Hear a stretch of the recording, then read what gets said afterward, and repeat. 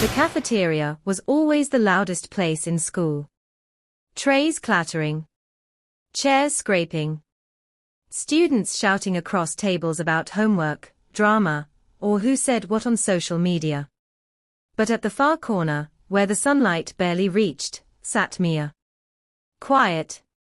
Still. Alone. Most people didn't even notice her. They walked past her table like it was empty, even though she sat there every day, picking at the same old apple, or pretending to scroll through her phone so no one would see she wasn't eating. For weeks, no one questioned it. No one asked why she never unpacked a lunchbox. No one asked why she always arrived early and left quickly.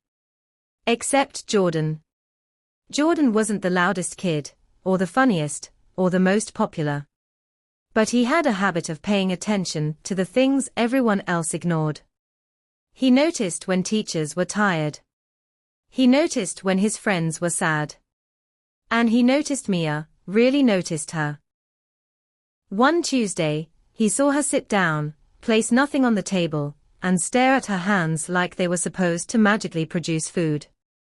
She tried to smile, the way someone smiles when they are trying not to look disappointed. Jordan looked at his own lunch bag. A full sandwich. Chips. A juice box. A small container of fruit. Enough for two. He sat there for a moment, thinking. People don't usually cross social lines in high school. Everyone stays with their group. Everyone sticks to the unspoken rules. If you don't know them, don't sit with them. But something about Mia's empty table felt wrong. So Jordan stood up, walked across the cafeteria, and placed half his lunch in front of her. She looked up sharply, surprised, almost startled. "You dropped this," he said softly, just to make her feel less embarrassed. But she wasn't confused. She knew she hadn't dropped anything. Jordan sat down anyway. For a long moment, neither of them said anything. Mia stared at the food, then at him, then back at the food again. Finally she whispered, "You don't have to do that." "I know," he said. "But I want to." She hesitated, then took a small bite of the sandwich. Jordan pretended not to notice her eyes watering. That was the first day. The next day, Jordan brought an extra juice box. The day after that, he split his lunch evenly before even sitting down.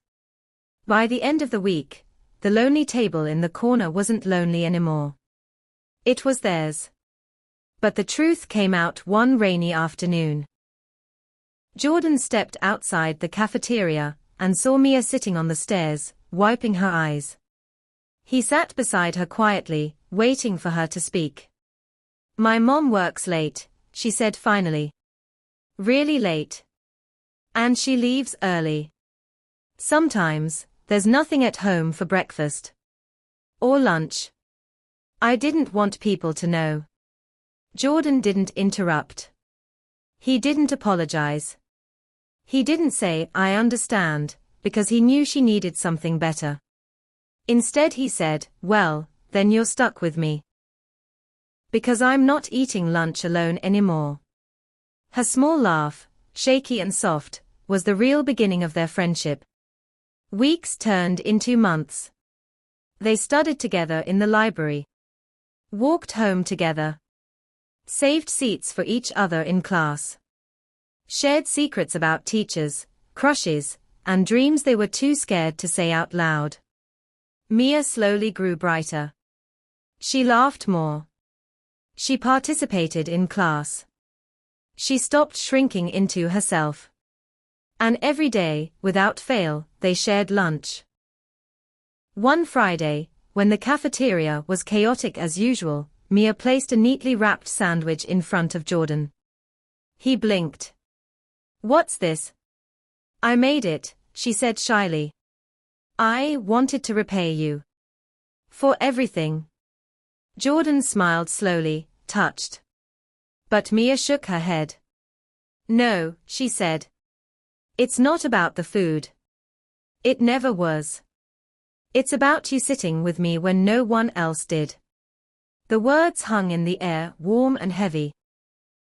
Years later, when people asked Jordan and Mia how they became best friends, they always told the same story.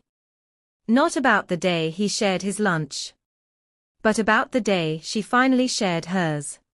Because that was the moment they both realized something simple but powerful. Kindness starts the friendship, but gratitude holds it together.